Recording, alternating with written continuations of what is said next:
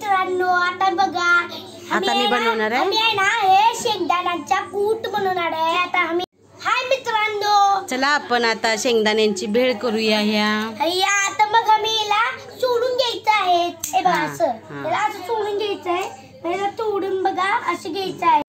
हे बघा मित्रांनो, आता मी ना सगळे शेंगदाणे सोडून घेतलेले आहेत.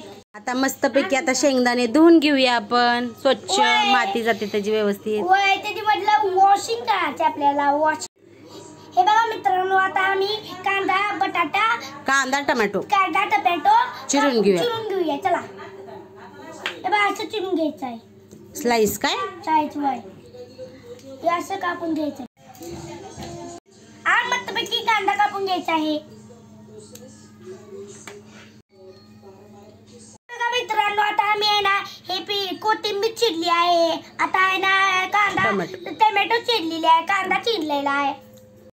हे बघा दोस्तों, आता आम्ही त्याच्यासाठी काय लागणार आहे? चाट मसाला आहे ना, ते मीठ आणि मसाला, लाल मिरची पावडर यात मिक्स करून घेऊया सगळं. पहिला आम्ही काय टाकायचं आहे? लाल मिरची पावडर टाक सगळं टाकायचं आहे. आता त्यामध्ये टाक ना सगळं. टाकतो की थांब. आता याला मिक्स करून घेऊया.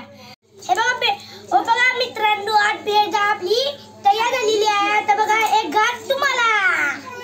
एक नंबर. आपला बिस्किट बसायचं.